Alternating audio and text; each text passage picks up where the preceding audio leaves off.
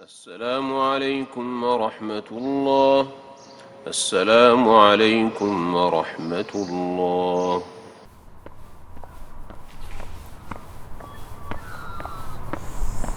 Assalamu alaikum. Welcome to the Masjid Carpark podcast, episode 57. وعليكم السلام ورحمة الله وبركاته. What a big week. On all fronts. Yeah. Irfan, welcome back after many moons. Alhamdulillah. I had gone back to my country. Oh, did you? Yes, Alhamdulillah. Where'd you go? Back to Kenya. Yep. Yeah, so my sister's got. It was for my sister's wedding. Oh, congratulations. MashaAllah. Yeah, Alhamdulillah. Where was that invite, bro?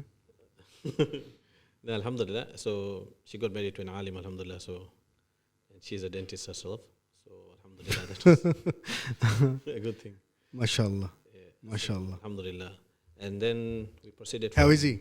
Did you have the brother chat with him? Yeah, I did. Listen, mate. I did. We know people that Did you know him people. before? Yes, I did. I did know him before. Oh, as a friend or Yeah. So actually, it changes? Yeah. no, when the thing came, it came through me. So Oh, you set it up. no, I didn't set it up, but when he was interested, he first approached. Oh, okay. Yeah. Okay, mashallah. And he was a mate from before. Yeah. He Okay. was a Yeah. mate from before. So we Don't know where to go with that right now. no, we studied. So we studied Maktab together back Yep. there. So yeah. Yeah. Oh, congratulations. He kept on going, and you just you went off track. Alhamdulillah. He stayed on track. MashaAllah. Alhamdulillah. You're very serious tonight, Irfan. No. And then we proceeded for Umrah. Alhamdulillah.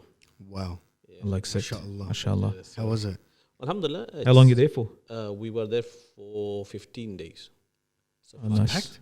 Oh, it was jam packed. It was Really? like Medina. They say was I went with my father-in-law, so he says that. Just if you don't mind, just make closer. Yeah. Jazakallah khair. So I went with my father-in-law. Yep. So he said that there were more people than Hajj even at that time in Medina. Really? Yeah. Was there a special? No, there wasn't any. It's not a special month or anything. No, I think they opened up January holidays. Yeah. Okay, school Yeah. holidays. Yeah. So I think they've opened up all over the world. Like you can book your own visas, not only the Western. Oh, it's back to countries. normal. Yeah, back Like to normal. pre-pandemic Pre-pandemic. MashaAllah. levels. Yeah. No, So you went Kenya, and Umrah. Makkah, Medina. Yeah, Alhamdulillah. I went to Warrnambool. Does that count? I Yeah. spent this weekend And- in Warrnambool. Yeah, and mashallah, Medina was cold. Yeah? Oh yes. It's winter there, so yeah. Does winter actually get cold? In the nights, Yes, especially. It does 1 degree. Yeah, yeah. We experienced a Come 1 on. degree night. Yeah. Yeah, my sister, when she lived in Medina, she said, like, they have a heater, like, it's 1 degree. It goes down to 1, And then 0, during the day, 20. straight back up, Yeah. It goes to 25. Yeah, it's nice. and then drops to 1. 1 at night. Because there's Imagine no in- cloud cover. So generally there's no cloud cover. There's a flying. So when it gets cold, like at night time, it's desert. So it's all desert. Yeah, and yeah, desert of when there's course. nothing to keep the heat. There's no moisture in the air, generally. I was just thinking, now we've got heaters and proper hotels and things like that. Imagine the time of Rasulullah sallallahu alaihi wasallam making Yeah. wudu in that weather. Exactly. Yeah, and if you read the hadith, you'll see, I was giving dars in the masjid, the hadith when Abdullah bin Umar radiallahu anhu said that he's wearing a cloak, and then he would take his hands out in the cold to make sure that he touches the ground when he does sajda, because that's where Rasul saw something sajda. Wow. But like this, the narrator like noticed it, that despite the cold, he would take his hand out to make sure that, although most of the Right. scholars say if you prayed behind, like inside your cloak, your salat's fine. But he like was so known for his resemblance of Rasulullah and the copy of Rasulullah sallallahu alaihi wasallam so much that he was. But the fact that the cold was so much that he was blanketing They were himself rugged in up. a, They were yeah, rugged up. yeah, Yeah, mashallah. But the good thing, despite the number of people there, but mashallah, the crowd control, the system that's in place, even for praying at the Riyadul Jannah, you had to do the bookings. yeah, bookings. Oh, good, Mashallah, mashallah. it's a systemized, See, mashallah. one thing you got to give to the Saudis, Yeah. man, their crowd control Control is is impeccable. You can't complain about it. 100%. Not now. They're getting better. No, It wasn't when always I a- was there, I was shocked at how No, good it was. when we were there a few years ago, there was it's now getting a little bit better. Yeah, but they had like crowd crushes till recently. Really? Yeah, it hasn't been historical. When I was only there, the last decade they've improved. I was there 2019. I was blown away by it. Okay, yeah, that's recent. Yeah, I mean, that's what I'm saying. The last You're 10. an old school Haji. Yeah, the last 10 years, I mean, in the last 10 years, 4 or 5 years ago, there was a massive crush. So many hundreds of people died. Yeah, I think they're 20 or something. Yeah, there was a stump. Yeah. So it's not totally. But then again, you're dealing with a large amount of Hajis who don't follow the Is rules. it 1.5 million? Yeah. That's a lot of people control over a very short space, like tiny bit of Yeah, space. but 600 dying is not like a, it's Out not of a negligible. But no, out of 1.5 million. Yeah, if there's 1.5 million in the Olympics died or in the World Cup in Qatar, we lost 600 this year. This next World Cup we'll try to half that. Yeah, but these are all That will never be Yeah, tolerable. but these are all shaheed. Yeah, I mean, of course, but I'm just saying we're looking for you're talking about crowd control. We're not talking about the spiritual side of things. Right. Yeah. All right. The martyrs of World Cup, you know. So yeah, no, it doesn't. It doesn't. It's they've improved. But I was going to ask you that the Rolda, for example, when you're going to it, that queue system outside from the front is there? Yeah, Still? there's Okay. a system where you have to show your permit. You have to book on an app, right? Yes. Yeah. So they still got that. Still got that, mashallah, systemized, And- and no, there's no pushing, there's and, nothing. and then before they let you in where the police are. Exactly. How many people get through and how many are just waiting? So, Like there's all these dodgy ones. yeah, 100%. Yeah. Yeah, dodgy ones, but What do you mean? no, but right now they had more security officers all the way. So when the crowd comes in, let's say there's 300 people lined up to go in outside the crowd. Yeah. Out of that, when you went through, how many isn't it like trickle? Like a few people go in? Yeah, so they try to, but they've been caught. Like in front of No, me. that's no. What I'm saying is, from the ones that are I'm legitimate, confused. You need to explain this. the ones that are legitimate that get through, Yeah, get through. Yeah, they're only few of that crowd. yeah, Like so what happened was when we I'm lost. okay, so out of the Rawda, so Rawda is a place where you give salam to the Prophet ﷺ and you pray inside the Masjid Nabawi, that place which is a part of Jannah, as per the hadith, between the pillar of Rasul, the pulpit of Rasul ﷺ and his house. That is where his grave is now. That's a piece of Jannah, right? Now the thing is that to get into that space now, there's a long queue outside of the outside. There's a special way to come in, and it's like basically like in the airport, you got the aisles long, Snake queue. Yeah, so they got the queues, but then at the beginning of the queue or where the queue like entrance is, they've got police there, and then in the middle they've got a guy to check your thing. Now before that, the police first check your permit, which is in the app. And so what happens? People were doing when I was there, I saw it with my own eyes. It was in the queue along with us. So hundreds of people line up. Majority of them, what they've done is taken a photo of the QR code from their other people's phone. But the problem is only one QR codes work. And then when they show it to the people, so if you notice the QR code, it's flashing or glowing around it, meaning it's a live QR code that they've not an image. Yes. So they can quickly check, get out of here. So when we were there, people just get out. So from the 300-400 people that were lined, we had to wait like 20 minutes to get through that queue. Majority, like 90% of that, if I remember correctly, 90% of the people are all like they don't have fake QR codes. they've already been and they're trying to now sneak in. yeah. So you have a lot of that. So once you get past the actual the police, when they check, they let you through. Then there's a middle guy dressed like in civilian clothes, like the Saudi. I'm talking about the red thing, and then he checks it, like he scans it or whatever. Yeah, no, so this time they had 4 queues, like 4 or 5 queues, and each queue had its own security officer. Yeah. And then there was another, like a normal civilian who used to Yeah, the same thing. Same thing, yeah. And then So, one guy's checking. Yeah, it. one guy checks Do you think it's good or is it better than the old system? Yes. There's no pushing. There's no pushing. There's no people piling on top of each other. Yeah. There's not one guy sitting there for 2 hours. Yeah. Everyone gets. So then when you go into the mosque, you don't go straight to the roller. You go to like a pen.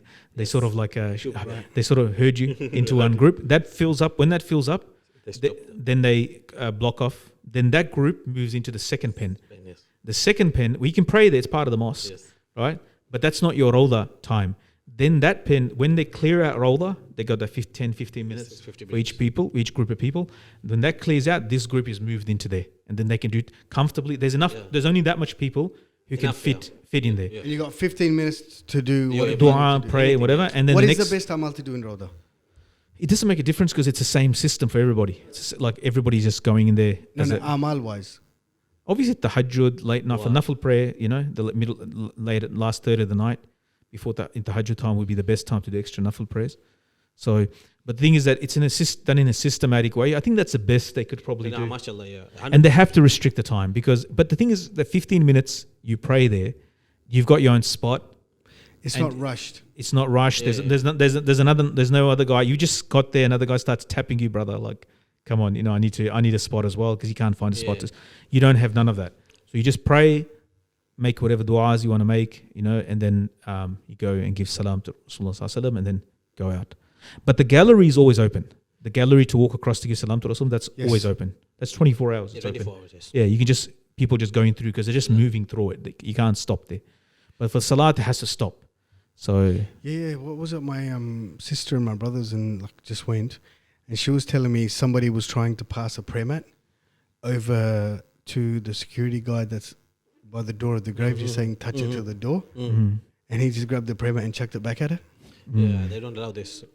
Yeah, I mean, it's also disrespectful as well, because if you imagine, especially about touching the rails and whatnot, because between Rasulullah Sallallahu Alaihi Wasallam and you, there's walls. It's not like his grave and then there's walls and walls and walls by the time it gets to you. And secondly, like if Rasulullah Sallallahu Alaihi Wasallam was alive, in the sense of physically walking with us in the world today, you wouldn't go up to him and start touching his face. Sahaba radiallahu didn't do that. They didn't do that. What they did was, when his hair was cut in Hajj, then the hair was distributed, among the companions.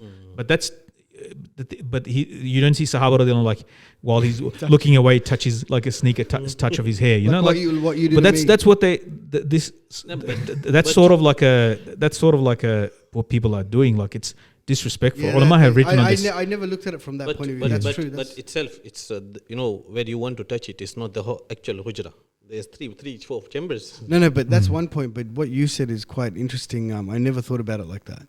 Like, if he was physically there, no, ulama. I'm just quoting. Would you get your prayer mat and rub it on? So the funny thing that I noticed was, I think even Sheikh Hassan Ali just recently he posted on the Instagram. So I love listening to that guy, man. What people do is, actually when they go to give salam, they do WhatsApp call to their they actually WhatsApp call to their spouses and brothers. Okay, you can give salam now. Yeah, that's what happened. All right, in front of me, that was happening. Like the guy is what do you reckon? What do we say about that? I'm in front of now. This is, What do you say about that? I mean, it's. No, this is. I mean, I don't know. It's allowed or not allowed. Allahu alam. Let's put it. If you say salawat to the Prophet Sallallahu Alaihi Wasallam, you send salam and salawat to the Prophet Sallallahu. If you're in wherever you're in the world, in Australia. Hadith, we know that the angel's taken, presented to him. You don't need a phone call. The angel has already been told how it's going to get there. So why are you WhatsApping or telegramming? And Muslims are weird sometimes. Like, they do weird stuff. But I get it. I actually understand what they're doing. Like, it's like going with your friend to the Kaaba and said, "All right, turn the phone on so I can make dua to Allah." But is it? No, but think about it. Like, but it's put it on not. speaker. I think that's put because I'm in tawaf right now. All right, put it on speaker so I can make the dua.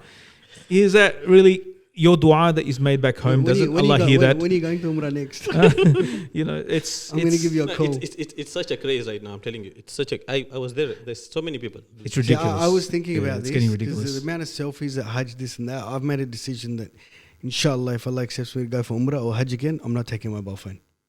It's going to kill it. Yeah. But you need the mobile to get into the Haroda. Oh, come on. And it's tied. It is fixed to your phone number and passport and whatnot. So, so you can't. You need your phone. Your visa number. Yeah, but what I'm saying is I'm not going to pull it out. Yeah, all right. You have to show it. But you have to show it at the when you go. You need it for Masjid Nabawi. You need it for Umrah. You can't do Umrah without it now. So if someone's got their ringer on, we're going to have music inside Masjid Nabawi. Yeah. I remember once the Imam in Haram, he in Masjid Nabawi, he stood up, and after Salat, he was very upset. He said, "Here's Rasulullah Sallallahu Alaihi Wasallam, and you got music playing in the mosque. Yeah, his mosque. Like, it was too much, because during Salat you can hear all the ringtones and that many. Yeah, like it's tens of thousands of people. Yeah. So if there's 20 people doing it, one mosque, one guy, and it would reverberate. Yeah, I mean, it's just this distraction, and people are not unmindful. Yeah, I love my dad, rahmallah. He was leading salat in Doncaster. He had his phone on. He'd tell everybody else to switch it off, and then he left his phone on once. And he's leading salat after it was Maghrib salat, and the guy calls again. He disturbed the whole salat, and then he calls again, and he answers the phone after salam. He goes, "Aap log namaz nahi padhte?" He goes, "You guys don't pray salat." You're calling me a Maghrib, right on Maghrib time, because you guys don't pray salat. That you're calling me at this time, like you're calling the imam right on Maghrib time. Like he's not answering. Have a look at the clock in the calendar, But anyway, Bro, we should call this guy every salat time just to catch that out. Subhanallah. But yeah, I'm not there every salat. That's the thing. So another thing, like the He experience. didn't look very impressed. No, no. Can you remember? Another thing, another experience was these signs that are there, the ziyarah to make. That we went to Jamia Khandak. There were 7 such. masjid, yeah, Yeah, but now 3 of them have been joined into one. the big one, yeah. Yeah, and then if you go to only 2 graves are there now. You can only see 2 graves out of all those graves that were there.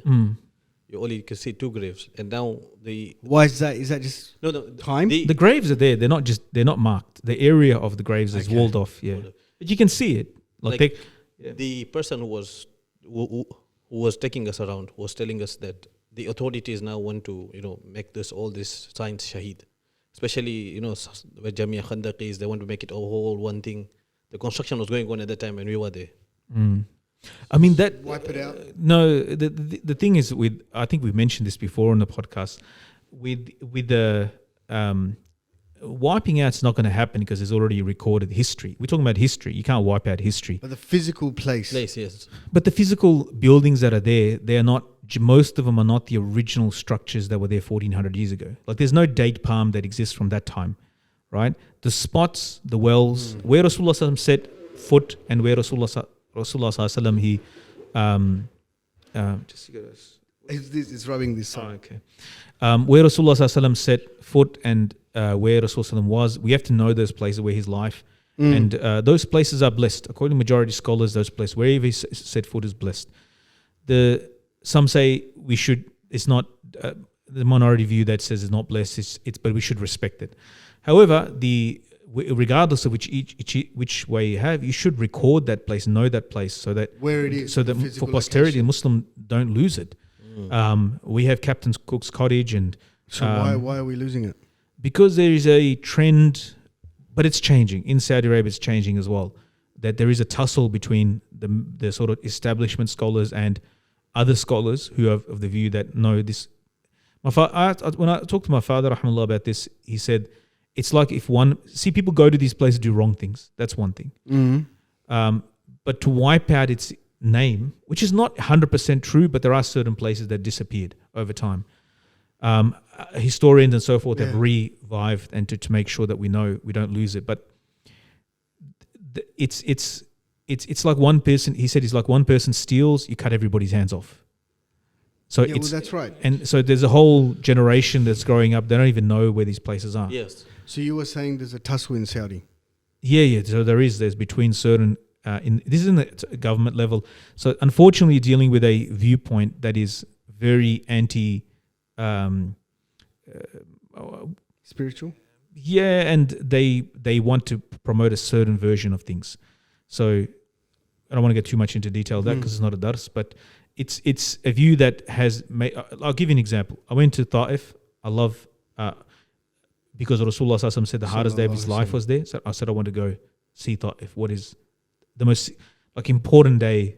It was the most hardship that he had. Yeah. We know the whole story. One of the most famous incidences in his life, where he was there, he was stoned, he was chased out, humiliated. With the best akhlaq, the angels present himself, ready to destroy these people, and the Rasulullah ﷺ didn't said, and he blamed himself for his inability to impart, to convey the message and da'wah to them properly, due to his extreme humble. Of course, he did it with the best akhlaq, but that's his state, his humbleness. And then the way they treated him, and then the garden that he took refuge in, which is there. Is it still there? Yeah, they built a masjid on the spot. So where Adas, the freed slave, it became freed slave later on, but he came to Rasulullah sallallahu alaihi wasallam, accepted Islam, and like I was with 2 Saudis, and from Ta'if, and they're driving young guys, uni students in the early 20s. They don't know that. What? They're from that city. It's not even like a big city either. It's not millions of people. It's not like Melbourne or the size of Melbourne. It's But tiny. I know that story. It's a town compared to Australia. Yeah. It's a town.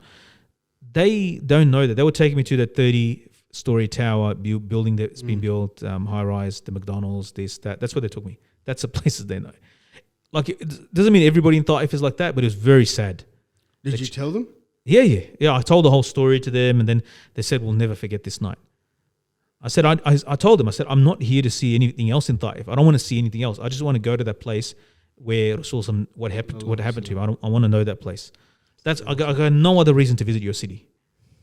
And they were like kind of surprised, and they didn't know where it was. And this is like when you can wipe out the history. It was a Kashmiri laborer. Wow. There's a Kashmiri laborer in overalls on the side of the road. He's working, and I asked him and said he showed us the way. Subhanallah. Yeah, like it's Oh, bro, that's heartbreaking, man. Yeah. So that's the extreme. You go to that extreme, and then you got the other extreme where people are doing out of love. Obviously, it's like ignorance mixed with love. The love is there, but they're just like yeah. So there's extremes in this matter. Read these two, so there must be a massive proportion of the population that has I don't no know. I don't know enough Saudis to know who knows how much, to do a survey. But Why didn't you do a survey? these two young guys were educated, university educated. They drive past that place every day, Really? and they don't know what happened there. I'm sure they stopped now. Yeah, I mean they probably feel embarrassed that our Prophet came in, our forefathers Sallallahu treated him like that. Yeah, because for me, I mean, the concern is the generations to come. Mm. If they read the history, I mean, it's good to go and see. No, but it is like you just said. We've still got Captain Cook's. Mate, we've got a thing of the Endeavour down in the Yarra, down the Docklands. What is it? The ship. The reconstruction. Yeah, is it the Endeavour or which one is it? Okay, I don't know. There's one down at the Docklands. Yeah, we got Ned Kelly's house, for God's sake. Yeah. Red Kelly's house, the father, Ned Kelly, with the house that he was born in. Yeah. Like, it's been preserved. We've got that still. You can go visit. I visited it. I made my ziyarah there. Like I made the ziyarah official observation of a moment of silence, for the greatest Australian. It's part of our folklore, So we have to know.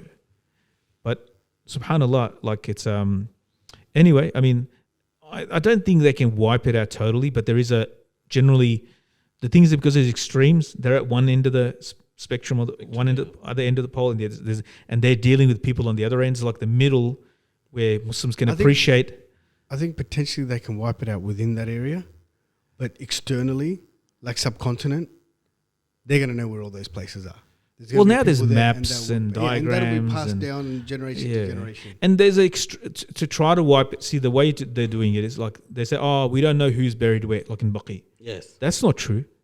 That's denial of history and the collective memory of a city. And over 1,000 years, ulama have recorded. Exactly. They've recorded it. There was actually famous in the Middle Ages. There's books written by ulama. They were called like zuwar. They're like tour guides of cities. Yep. So they know where everybody was buried and whose masjid was where and so forth. So like no, this is intentional ignorance, ignorance, because you're worried somebody's going to do wrong things. And instead of teaching them, that's my father rahmahullah's views, teach the people to do the right thing. Don't wipe out our history and all the goodness that has happened there. Else you become like an abstract, like a nation who doesn't have any places or anything that mean anything, so it's not the place, it's what happened in that place, it's not just the place. It's even from a historical point of view, it's very important. Like my brother-in-law, he studied in and where does in Medina, like when they did when they got to the section on he was telling me many years ago that when they got to the section Battle of Uhud, they go to excursion to Uhud, and then the teacher gives a class there. The professor, who's an expert on Syria, he gives a dars there. So there's a big difference by talking about it in a lecture theatre and then it's practical, theory going actually to the place that it happened in. Yeah. That incident means something, that we're Muslims because of this. It's not some historical event in the far distance. I'm Muslim because of what happened there, or what happened in Makkah or Medina and so forth. Yeah, so alhamdulillah, this time around in December, so we had a global function for all the Memons. What? Yeah. Global Memon function in Mombasa. No, bro. How many guys are there? So we have we have a Memon community from Mombasa that's settled in Nairobi, settled in Canada, settled in UK, settled in North America, settled From across- Kenya. Yeah. So they migrated out. They It's migrated. Kenyan Memons. Kenyan Memons who migrated and formed the communities around the world. Yeah. So we have a community. Virus. We have a Kenyan Memon community in the UK, North America, and Canada. Yeah. So Kenyan Memons of North America, Kenyan Memons of No, Australia. global. Are you? Yeah. They all How came many to of you in Mombasa. Australia? We are, mashallah. We are, I think, 16, 18 families here. Oh wow. Okay. And everybody went to Mombasa. So yeah, so all like from Canada, UK, all of them came from here. We like So I was there and another family. All I'm Two other imagining is families all these are guys in a stadium going, Memon, Memon.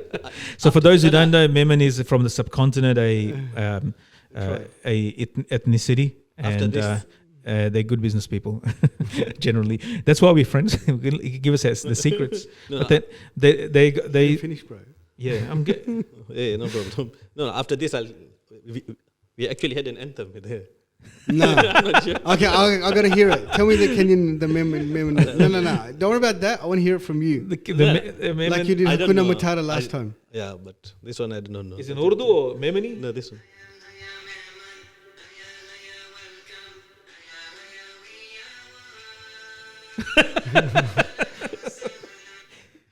Can you please put that in the middle of the video? Yeah, so How long is it?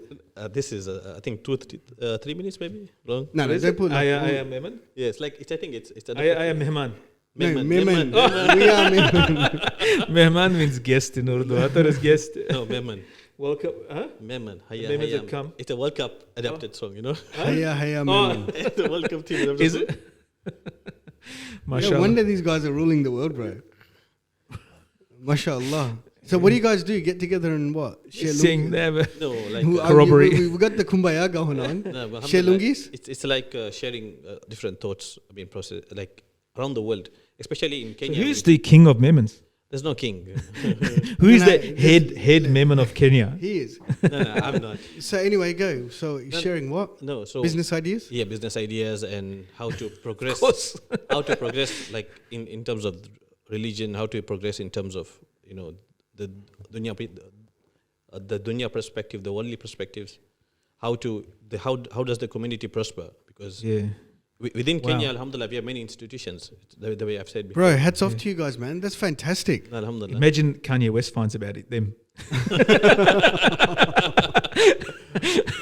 The Kenyan version of Kanye West. Yeah. Or the African version of Kanye West. Yeah. Wow. I mean that How was that is it? something to be envious of. That's impressive. Because I don't see that in any. Bro, that's Does any impressive. other I'm community so, coordinate I'm it? so proud of these guys. Yeah, but like so many Hundred people. bodies, and- which is probably and, just you know, biryani. and Huh? Cook and biryani. No, I mean saying like in terms of helping each other's community, No, Yeah, networking at this no, level, No. so Nah. yeah, Nah. so there's welfare. we try to pull each other down. Tall poppy syndrome, mate. Yeah. Alhamdulillah, it's a well established, like in terms of in Kenya, it's very well. I would love to go to one of these things. Can anyone turn up? Or Just do you have sneak to? in. I have to have my mobile phone app that I'm Memon. The QR code. The That's QR flashing. code. we have an app. Don't ask. It's getting worse. Really? We have an app. What, that says you're Memon? Yeah, like They make blood sacrifices. You guys dance around an owl or something naked in your lungis or something like that? yeah. Yeah. No, Oh, this is the logo. no, yeah, this is the logo. This is No, the no, app. but- This is the app. But No, what if there's no internet? what if I wanted to Yeah. come? Lightman. What if I wanted to come? Yeah, you're always welcome, alhamdulillah. They're not going to say you're not a Memon? No, they don't say that. Everyone is welcome. I mean, like we there's intermediate between communities and No, I understand that. It's like marrying a princess, you know. You get to the royal family, marry Memon. oh yes. So what? You're going to be the next Meghan Markle? Huh? Are you going to be the next Meghan Markle? Bring down these. No, You alhamdulillah. know, the institution from the inside. No, but it was impressive because they hosted the whole community. How many Correct. people are we talking, man? I'm talking of I mean 50, 60, I mean 20,000, 30,000 there people coming. That's And what, does everyone do their own food and hotels, No, or no, is it no. like a community? Like, No, to stay there, it's upon you. I mean, how you stay Yeah. there it depends. the families are there. what about food and stuff? Food and stuff, like the community hosted the dinner, community hosted the breakfast. So one breakfast and dinner was hosted by the community. That's impressive. What was the food? Like it's pure like Memon. the cuisine that we miss here. Curry khichdi. They actually made it. Curry khichdi. No biryani. It's a Sindhi biryani. Isn't curry khichdi like? Is that Yeah, Memon's it's- Gujarati? Yeah, Gujarati. It's Okay, curry sorry. khichdi. Bro, I remember dinner at his father-in-law's house. Yeah. That was impressive. But that was, I think, for our tastes, wasn't it? Yeah, that Like, was our that was- favorite test. That's yeah. believe me. That's The good stuff they keep for themselves. no. I mean for the Memon convention. What's the main dish? Sindhi biryani?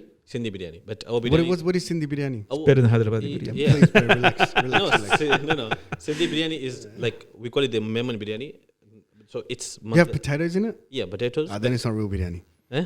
Then it's not real biryani. That's masala on the side Yeah. and chawal on the rice on the side. So the curry. You know, Oh, the you curry- mix it yourself No, we don't. Yeah, we mix it ourselves. when you're eating it. Yes. Yes, that's not real biryani. There's ikhtilaf on this. There's a difference among the imams. Bro, that's very impressive, mashallah. Yeah. Yeah. Alhamdulillah.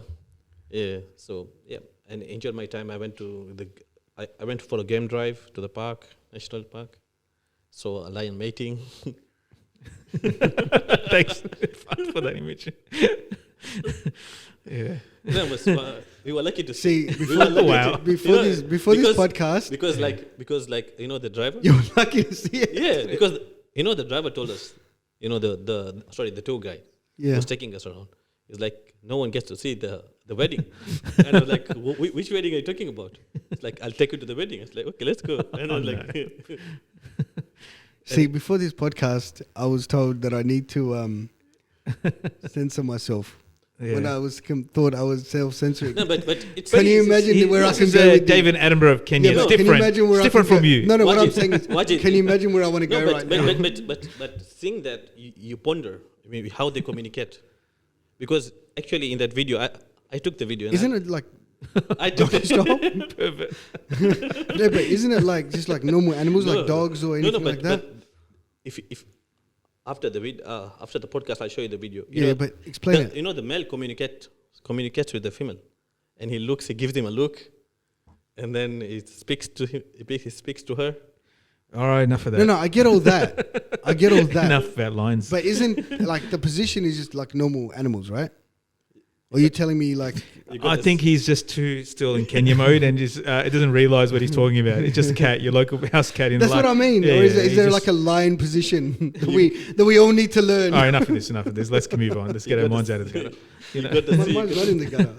All right, David Attenborough. Yeah, well, this is about science. This is pure environmentalism. Yeah, it's a bit about voyeurism as well. It's a bit weird. It's a bit protectionism. weird. Let's keep moving. Text me that video. Yeah. Right. Right. Okay. Where were we? Memon Convention. Yeah. Well, to finish off with that, well done. I'm proud of all the Mubarak Memons on out your there. Yeah, mashallah. Memon convocation or whatever you want to call it. Next one. What, is it every other year? than food and just gathering and talking about the future, was there anything else? And money? Was there recognition of lifetime? Yes. Who was the lifetime achievement? So they are big- they give the elderly who serve the community, Okay, they honor the elders. Okay, elderlies and the volunteers who have volunteered for far so long. They mashallah. give them recognition. So Why this community? It's amazing. Like, I don't get it. My respect Like for the- Memons just went, Kenyan Memons anyway, just went, Look, in America, in the United States, they have like these big, the Italian Association of America. That's where all the mob bosses gather. But no, stop it. So next podcast, Sheikh Khalid is they have ready. It's they gonna have be the really Asian fun. Association, so they have Yeah. awards and stuff. It's like having an Emmys, like it's next level. It's all the Asians get together. I think the Indians may have something like that as well, as an Indian thing, but not as like. This is more a very community, grassroots. Yeah, this sounds is- like that. yeah. You know, like it's It's big. not generic. It's very Yeah, even the though other there's ones, a lot of people, those it's very Indian ones focused that- and targeted. Yeah, they sound like business clubs and rich Yeah. people getting together, and this seems like more like a community, families, and yeah, you know, it's the honor there. Does it feel like just a massive family? yes. Like when I went there, I mean, I just imagine so 20,000. many people like I've not met across years when they saw me, and I'm So would it be fair to say a lot of these guys are family members, 100. extended family? Yeah, we like it's a one, like we can say family. Like I have grown with this, like so many people. I mean, you see them every day, and it's like So is there like, can you trace all your ancestry to like singular people? Like, Like one Memon and one Memon man. the super Memon, the proto Memon, the original OG of Memon. No, so we have history. Those people who came from India, Gujarat, and traveled through Sindh. Recorded history? Recorded history. No, I'm going back right to where the Memon started. Who the first Memons? The first Memon. So back, but that's. Can you trace all your lineages back to then? And are they like orcs? I know. The first orc? I know one of my friends who has traced back. How far back? All the way back to Gujarat and all this has gone back. Okay. He has traced his ancestry. Wow. Yeah. But for us, no, it's because it comes from Gujarat. The word Memon became from Momin and then became Memon and. Yeah. I don't think in Australia, like there's like the Lebanese Association in Sydney. It'd be too hard for us to But like, trace back. I don't think all Lebanese like how can link you to trace it at back? this Yeah. level. Yeah. No. I don't think they coordinate or have a I community. don't know of any community that does that apart from Kanye West's favorite community. Yeah. I don't think even they do it like at this level. Maybe they do. I don't know. know. I have no idea. Yeah. but this is impressive. Yeah, mashallah. I mean, it's. I think Turks have some things as well. But, They have but even having a community like that, there must be a lot of good being done. Yes, alhamdulillah. See, the community has established itself now. So they are different welfare. There's different departments, the different institutions within the community. There's a welfare department, welfare committees, and who look after the whole. They look like Baitul Mal. We say, sort of like people like giving your own social security, sort of 100%. looking out for nobody, for your own community. Yeah. So widows, Especially in third world countries, you have widows are looked after in that too. Wow. And people who cannot afford are looked after. They Mashallah. get free schooling within our schools, free Medicare and all that. It's looked after. And you do this for other people as well, just for your own selves, Bro, like certain other people. How much? certain other people. How much are you going to branch out? No, I'm just asking. Like how much? The fact they're doing it for within their community is amazing. It's impressive. I'm just asking. If any medical case comes into the welfare from outside, then it's taken to the higher authority, the managing committee, and then it's discussed. If it's necessary that it's then help out. But I actually understand saying, "No, this is for Memons only." Yeah, It's like for your own family. Yeah, I get it. That's right. I get it. 90% is yes. Yeah, I get that. That makes 100%. perfect sense because these guys have come together. These guys are pooling their resources. These guys are putting all their money in. Look out for number one. It's fantastic. Yeah. It's like And it's if like you start looking out for your branching- tribe or yeah, and family. if you Yeah. start branching You have to be out, reasonable. Where Yeah. do you stop? Yeah, I'm just curious, like their mindset towards other communities. If somebody else came from I just outside, want to marry into the Memon community in Kenya now. it's like sound like He wants to be look, part of it. You got anyone for him?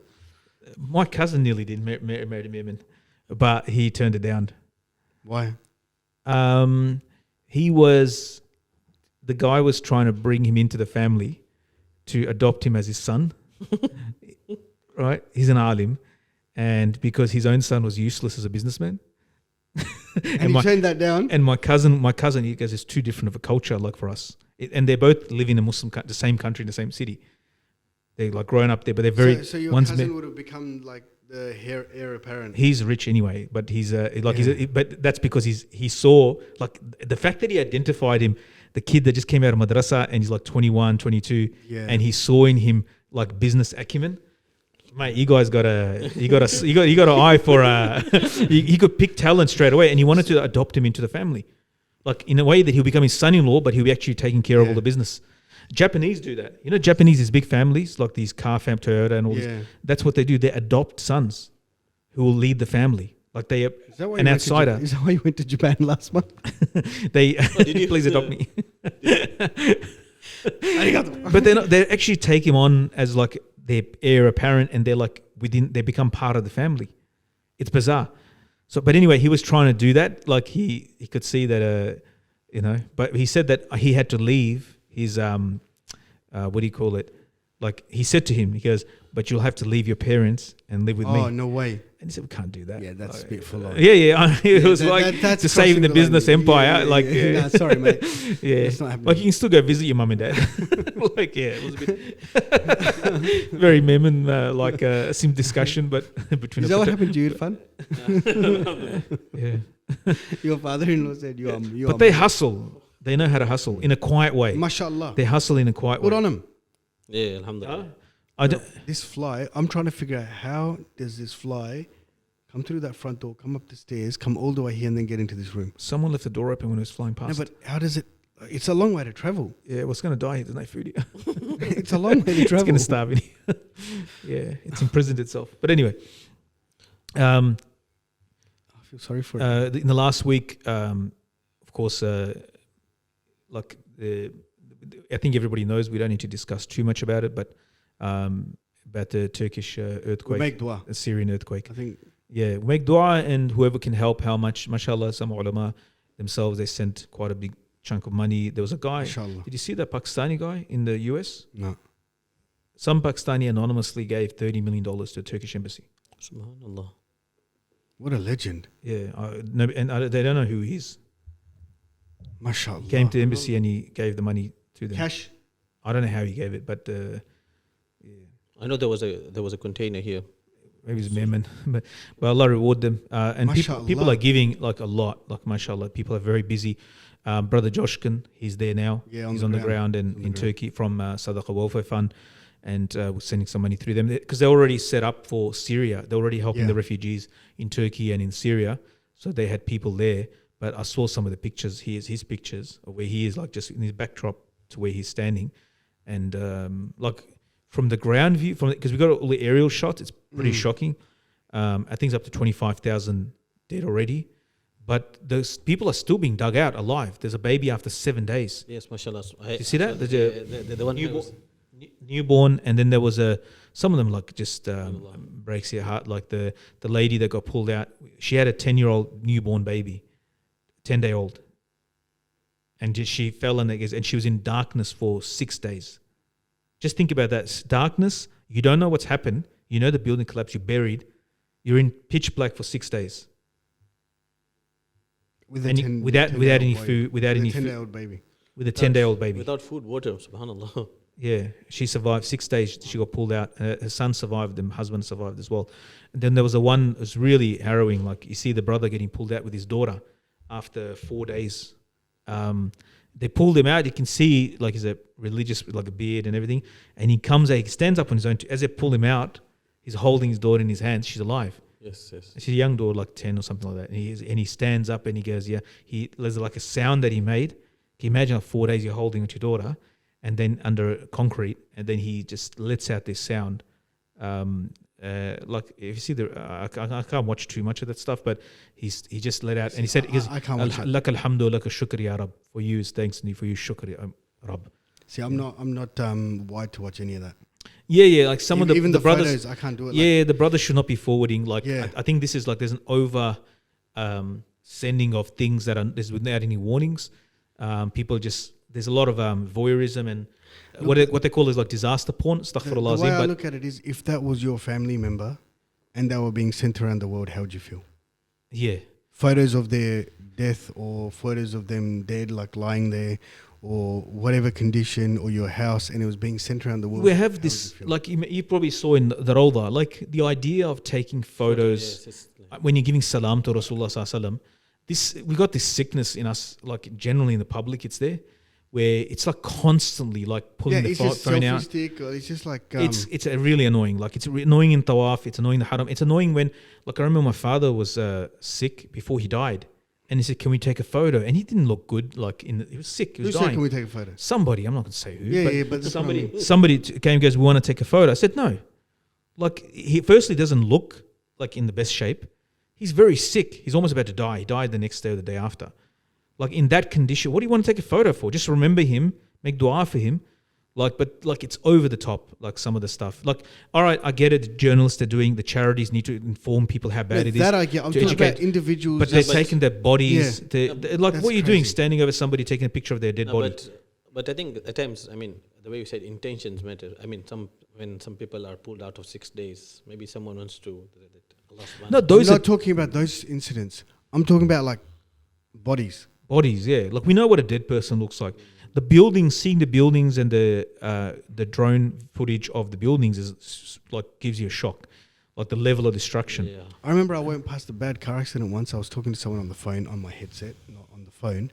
And I was like, "Oh, bro, I'm just..." And then he's like, "Take a photo. Take a video and send it to me." And I just said to him, I go, "Listen, every time I see something, I think, if this was my family member, how would I feel?" Yeah. And I'm like, I'm not sending you off. And janazas, like people do this in janazas as well. Yeah, in the grave. And they want to see the it's face. just crazy. I mean, there's so many things we do that are disturbing, like in terms as a I'm people. not perfect. Yeah. But I know I seem like it. yeah.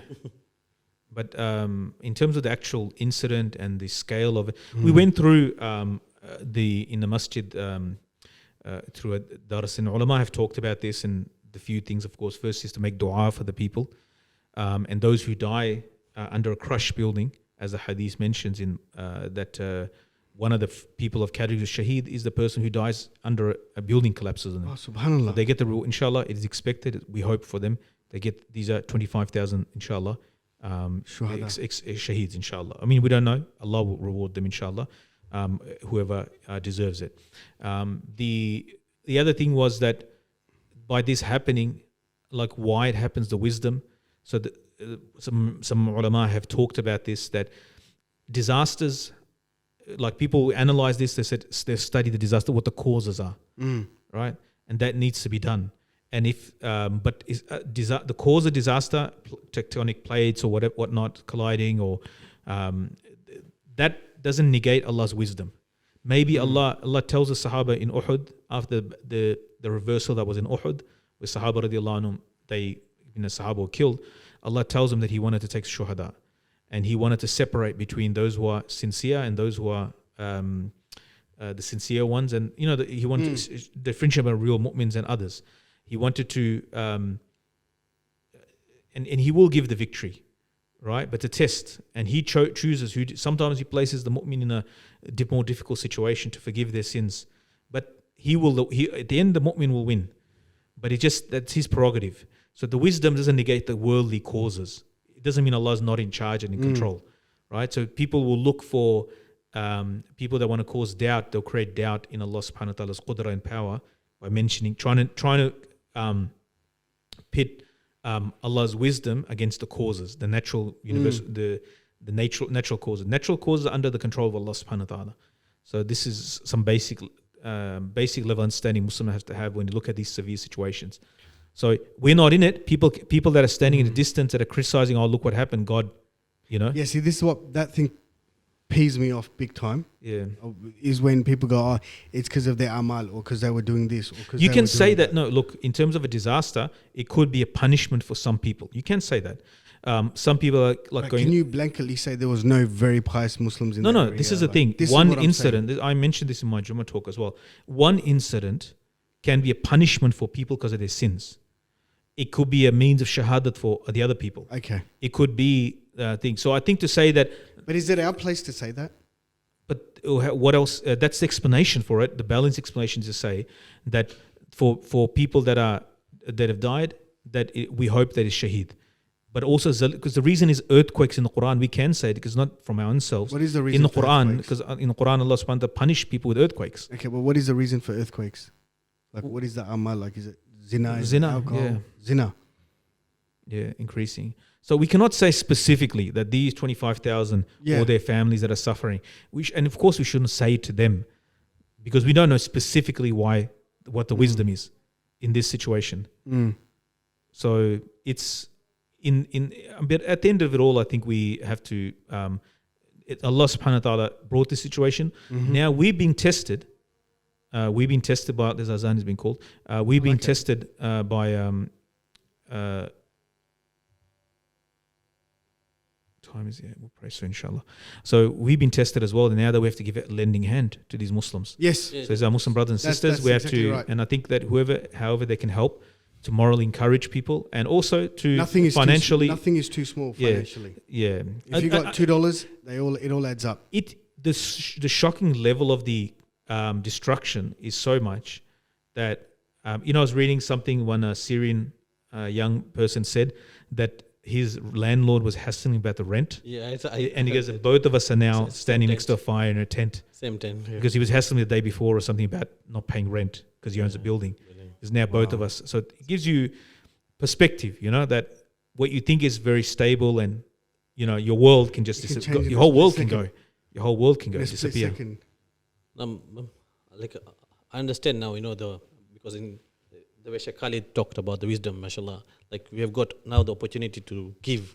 I mean, the other Muslims around the world have got the opportunity to earn reward from Allah subhanahu wa ta'ala by giving more to this cause. Yeah, as much as you can. And nothing's Yeah. too small. And a lot of dua as well, man. Yeah, I mean that's especially the Syrian situation is really bad because they're in that area in the north. They're against Bashar al-Assad. They've been copying from him and all the difficulties they've gone through. They become refugees, and then they had an earthquake. But I think it was the Qatar, the ambassador, the Afghanistan ambassador, Dr. Muhammad Naeem Muhammad, if I remember correctly. His tweet was there, quoting an ayat al-Quran where it talks about steps how people will be. Ayat al-Quran explaining it, that how Allah subhanahu wa ta'ala, He will test you with difficulties and trials and so forth, and then He will shake you with zalzal, and then after that the Prophet and the believers say, when is the help of Allah coming? Like they will be pushed to the limit. They know the help of Allah is coming because they're mu'mineen, as a Prophet, but it'll be like to the last thing, like it's hard. You've lost They're all not hope. It's not no, they haven't lost hope. They know it's coming because they're mu'mineen. They believe in the promise of Allah. They have yaqeen, conviction Allah is going to help. But it's so hard. Like, when is it coming? Because like we can't take more of this. It's not that they doubt that the help is coming or not. It's not about. So when he said, and then Allah says, verily the help of Allah is near. The victory is near. So he said, for the people of Sham, consider this a glad tiding that that all the tests you pass through, and then Allah subhanahu wa ta'ala's help is coming for you. Inshallah. So may Allah subhanahu wa ta'ala. They're tougher people than I am. Huh? They're tougher people than I am. Yeah. Yeah. Allah protect us. Much more, Right. mashallah. Yeah, like the lady coming out of the rubble and said to give me a hijab, Subhanallah.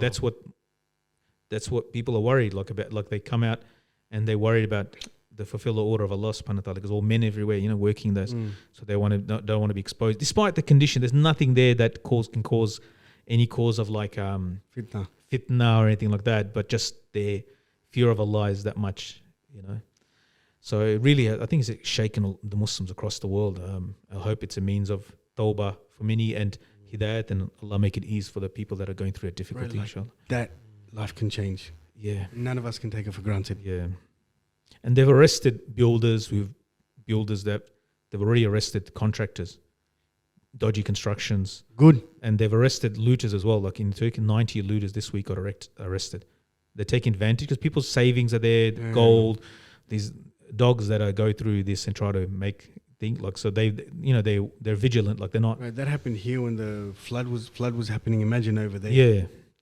Yeah, in Pakistan as well during the flood as well. There's people like looters, they come in, in Shepparton, and there's looters they take advantage of people's disadvantage. It's extreme ruthlessness, man.